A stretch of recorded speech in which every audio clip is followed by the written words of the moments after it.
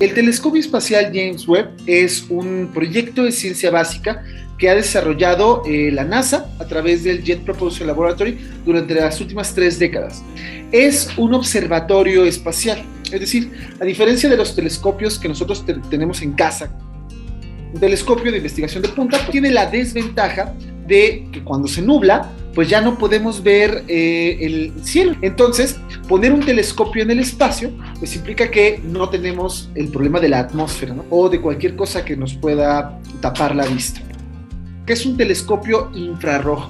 Es decir, que en lugar de ver la parte del espectro electromagnético que tiene la luz visible, ve la parte que está más allá del rojo, el infrarrojo. Es decir, lo que va a ver es el calor, la temperatura de los eventos que tienen más energía en el universo, con un enorme espejo para intentar captar mucha luz y poder observar y estudiar eventos que tienen mucha energía en el espacio. Entonces, es un telescopio espacial, es un telescopio infrarrojo y además es un telescopio de alta tecnología.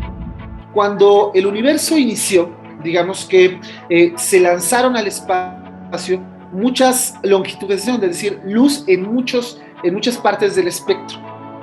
Esa luz, entre más lejos nos llega, nosotros vemos más atrás en el tiempo. Cuando nosotros vemos, por ejemplo, a la Luna, la estamos viendo como era hace unos cuantos segundos, porque la luz que viene de la Luna, reflejada del Sol, tarda unos cuantos segundos en llegar a nosotros.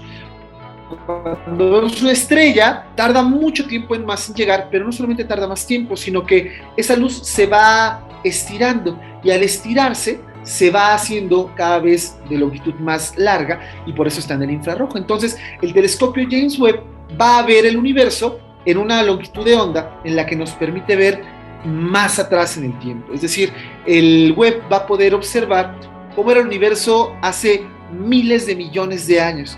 Y con eso vamos a poder entender cómo era el universo en ese entonces. Cuando fue el Big Bang, al principio todo era un gas de partículas elementales muy, muy calientes. Este calor pues, tiene una resonancia, es decir, va llegando a distintas partes del universo conforme pasa el tiempo. Después este gas se va enfriando y va creando los elementos, y estos elementos se van a ir juntando y va a formar las primeras galaxias. Nosotros no podemos ver esas galaxias porque todavía esa luz no nos alcanza a llegar en el visible, pero algunas de esas sí en el infrarrojo. Entonces el Webb lo que va a intentar hacer es apuntar su cámara hacia regiones en las que podemos saber que hay o que había antes cierto tipo de galaxias muy antiguas.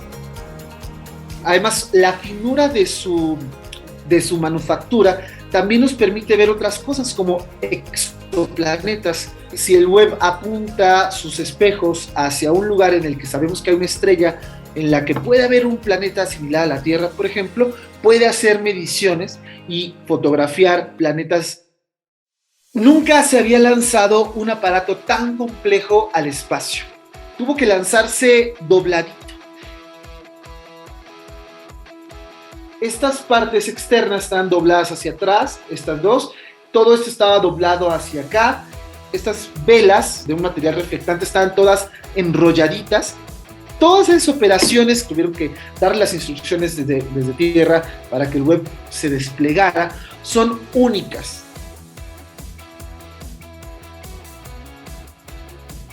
Es decir, antes se habían lanzado telescopios espaciales que desplegaban una pieza, 2 piezas, pero nunca algo con la complejidad, digamos, estructural y de ingeniería que tiene el Webb.